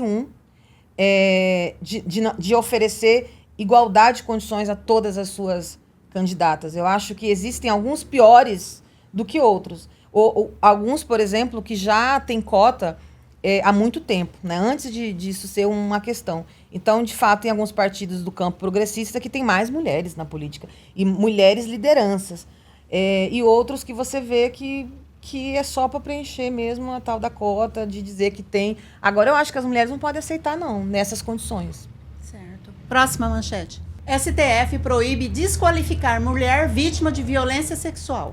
Perfeito, né? Essa foi motivo de muito orgulho, mais um orgulho, mais uma conquista, porque muitas vezes elas são desqualificadas, né? Aconteceu aqui em Campo Grande. A primeira coisa foi culpar as mulheres, né? Nós somos, né?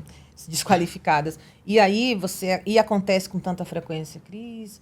Você chega lá, faz a denúncia, aí ele começa a falar, mas você estava... Por que você estava esse horário? Mas, sério, você já sabia que ele era assim? Mas não precisava também ter ido para esse lugar. Aí, ou se não, pede para ela ficar repetindo a mesma história. Aí ela chega na delegacia, tem que repetir. Aí ela vai para outro lugar e tem que repetir a mesma história.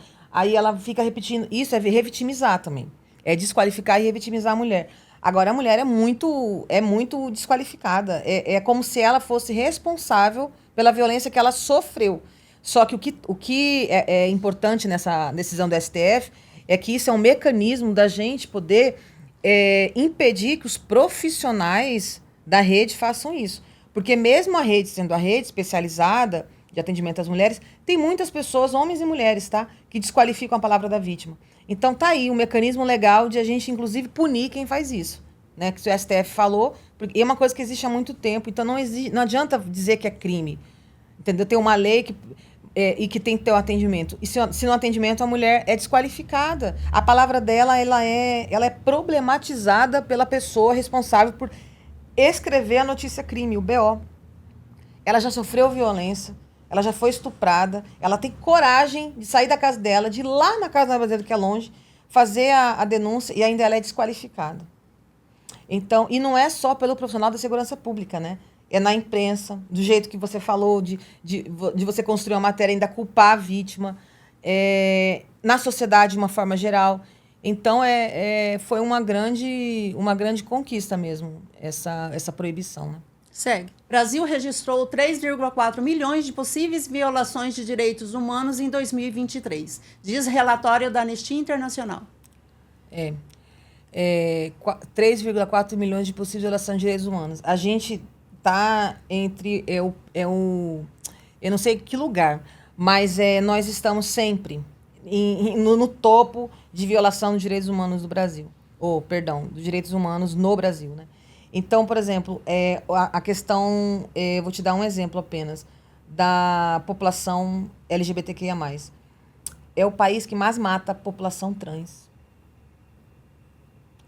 do planeta. É o lugar mais inseguro para a população trans. A expectativa de vida desse povo é 35 anos dessas pessoas. 35 anos. Se algum de nós aqui fôssemos trans, a gente já não estava mais aqui, a gente já tinha morrido, porque a expectativa de vida é 35 anos. Então, é perigoso para a mulher, é um país perigoso para gay, para lésbica, para trans, é um país perigoso, extremamente perigoso para indígena. E para quem defende os direitos? E para quem defende os direitos humanos, para as lideranças. No Mato Grosso do Sul, por exemplo, já foram assassinadas, se eu não me engano, 400 lideranças que defendem os direitos dos povos indígenas. 400 até hoje. As lideranças dos direitos... O Bruno, que foi uma história recente, bem que teve, né, o Bruno e o Dom, que teve uma repercussão muito grande. Mas tem gente que não tem repercussão. No norte do país, o que tem de liderança de direitos humanos que são mortas, né, que lutam pela terra, pela reforma agrária, pela demarcação das terras. Então, é um país perigoso. Claro que quando você acaba com uma secretaria de mulheres, quando você não reconhece que as mulheres e os direitos humanos precisam ter pastas no executivo específicas, com recurso próprio, você está dizendo que isso não é um problema. Então, nós dávamos visibilidade para essas violações e ter Ministério dos Direitos Humanos, com canal de denúncia, com política pública de prevenção e enfrentamento, é o país também, diante desse quadro lastimável, reconhecer que tem que trabalhar muito para sair desse diagnóstico aí, que é horrível mesmo, e que há muito tempo, viu, Cris? A gente está entre os países extremamente perigosos para quem luta pelos direitos humanos. Bora, mais uma. Centrais criticam a ação de patronais contra a lei da igualdade salarial. Querem manter misoginia. Eram recentemente, eu não sei se ainda são, após a promulgação da lei de igualdade salarial, mais de 100 ações na Suprema Corte passaram a existir de empresas contra a implementação da lei de igualdade salarial e relatório de transparência remuneratória. Então, assim, imagina, não está na Constituição Federal, nossa Constituição Cidadã, igualdade de gênero, igualdade entre homens e mulheres, isso é basilar, está lá. Uma lei é meio óbvia, lei de igualdade salarial é óbvio, nem precisava ter, mas tem que ter para dizer, porque é uma diferença de 70% salarial. Aí o que acontece? Tem empresas que tiveram a coragem de entrar com ação no STF dizendo que não vai aplicar. Mas eu vou dizer que a parte boa, né? São mais empresas que já assinaram um compromisso no programa Pró-Equidade de Gênero e Raça, entendeu? Pró-Equidade salarial, que se comprometeram porque é muito simples. Não vai ter punição já de início, não tem a ver com punição. Tem a ver com todas as empresas que têm mais de 100 funcionários e funcionárias terem 90 dias, se é que já não tem igualdade salarial, para aquelas que têm essa característica e não têm igualdade salarial, apresentar um relatório de como vai aplicar a igualdade salarial. A empresa tem 90 dias para apresentar um relatório para explicar um plano de trabalho.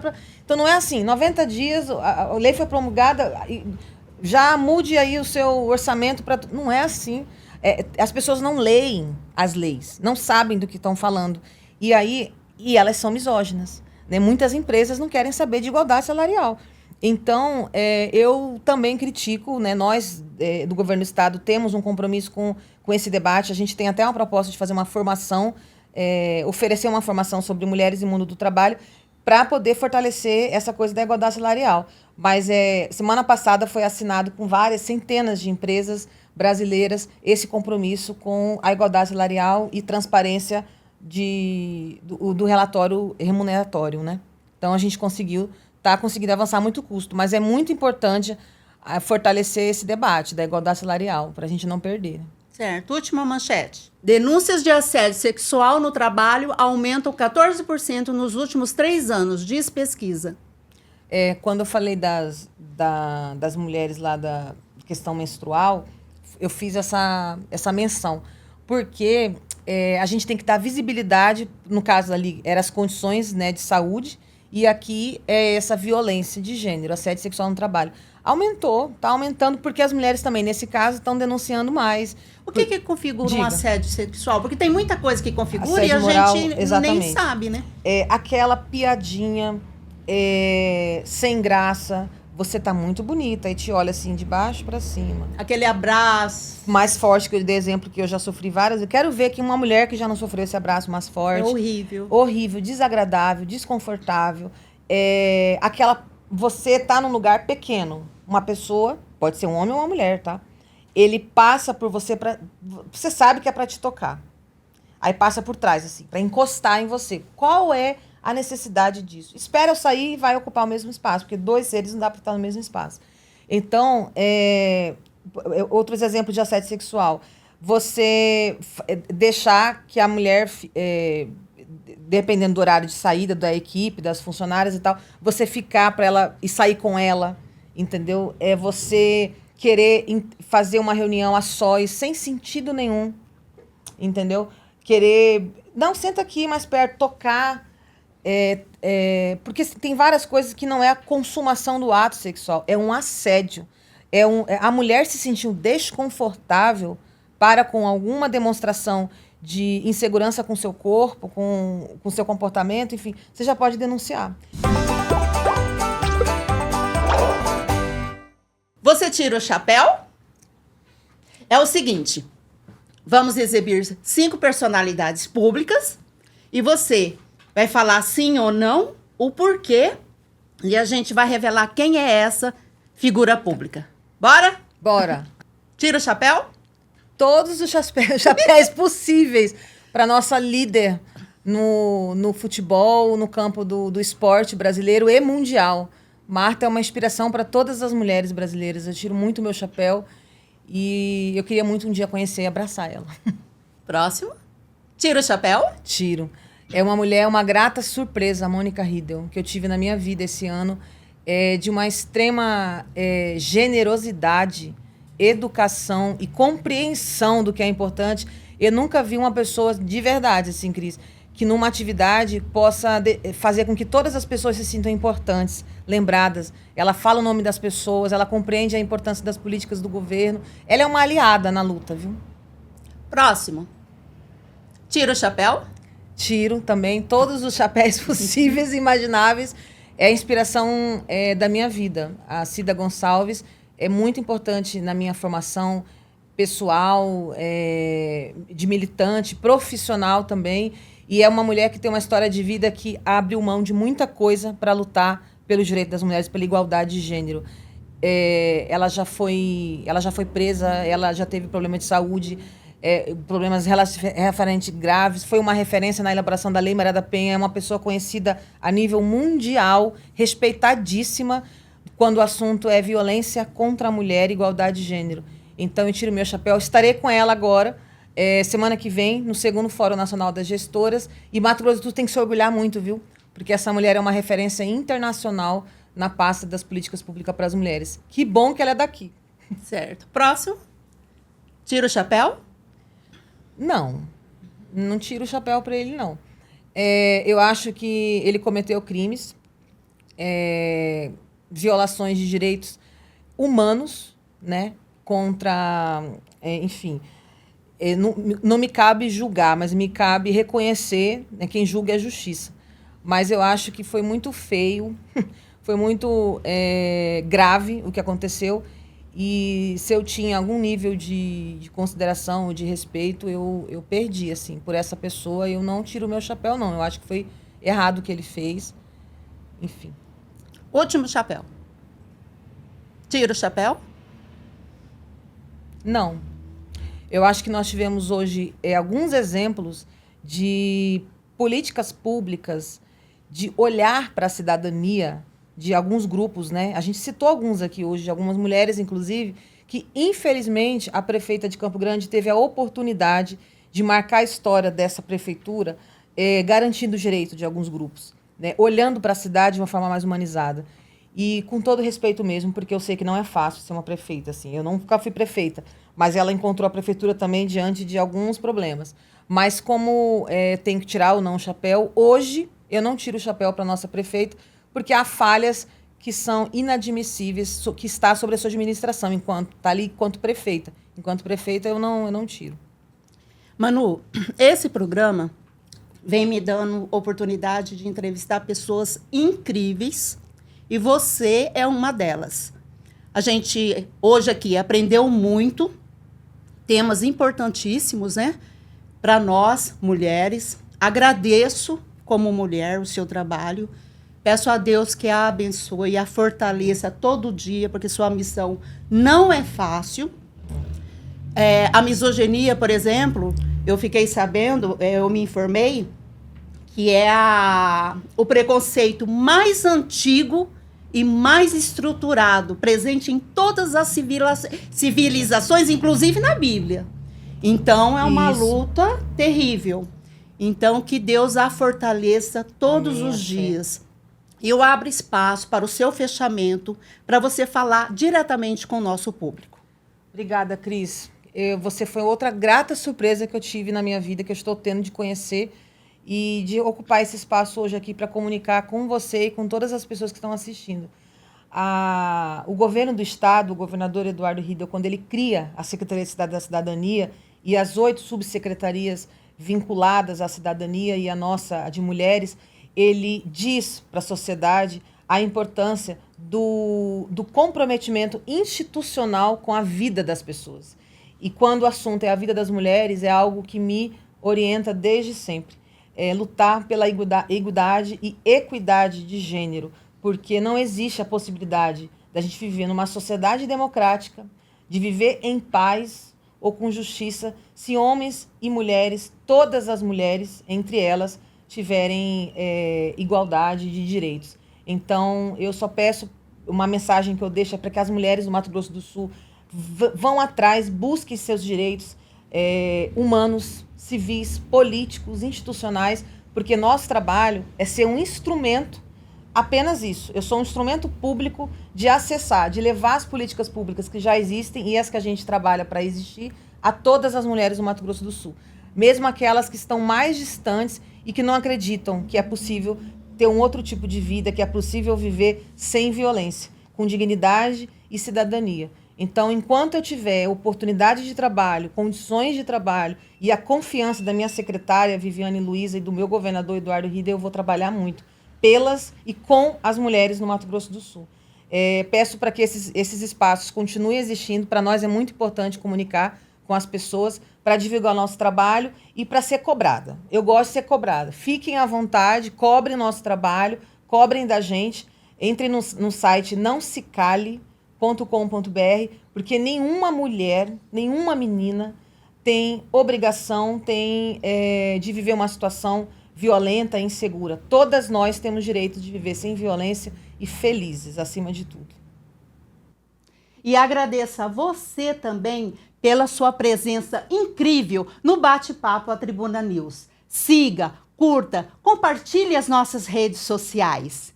E escreva aí no comentário quem você quer ver aqui no programa. Até a próxima!